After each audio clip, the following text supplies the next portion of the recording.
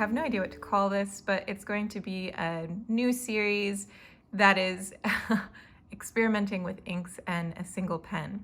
So for the next couple of weeks, I will be writing exclusively with this beautiful Pelikan M800 with an 18 karat extra fine nib.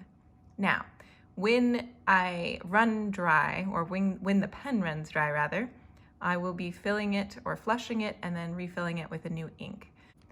Currently, it is filled with the Roher and Klingner Alt-Goldgrun, and as I sample out these different inks, I'm not going to be doing all of these inks for this series, but I do have a couple in mind. These were just potential picks.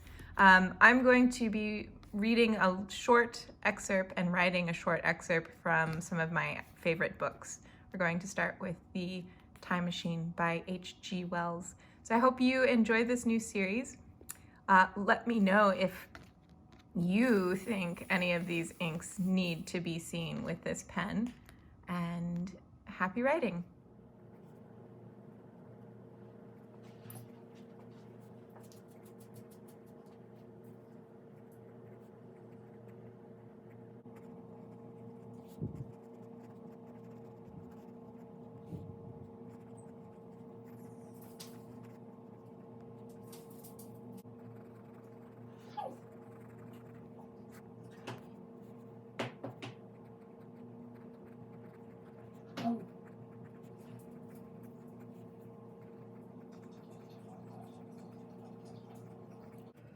The Time Machine by H.G. Wells.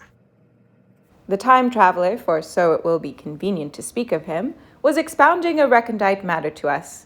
His gray eyes shone and twinkled, and his usually pale face was flushed and animated. The fire burned brightly, and the soft radiance of the incandescent lights and the lilies of silver caught the bubbles that flashed and passed in our glasses. Our chairs, being his patents, embraced and caressed us rather than submitted to be sat upon. And there was that luxurious after-dinner atmosphere when thought runs gracefully free of the trammels of precision. And he put it to us in this way, marking the points with a lean forefinger, as we sat and lazily admired his earnestness over this new paradox, as we thought it, and his fecundity. You must follow me carefully. I shall have to controvert one or two ideas that are almost universally accepted. The geometry, for instance, they taught you at school is founded on a misconception. Is that not a rather large thing for us to begin upon? Said Philby, an argumentative person with red hair. I do not mean to ask you to accept anything without reasonable ground for it. You will soon admit as much as I need from you. You know, of course, that a mathematical line, a line of thickness nil, has no real existence. They taught you that? Neither has a mathematic plane. These things are mere abstractions. That's right, said the psychologist. Nor having only length, breadth, and thickness can a cube have a real existence? There I have to object, said Philby. Of course, a solid body may exist, all real things, so most people think. But wait a moment, can an instantaneous cube exist? Don't follow you, said Philby. Can a cube that does not last for any time at all have real existence?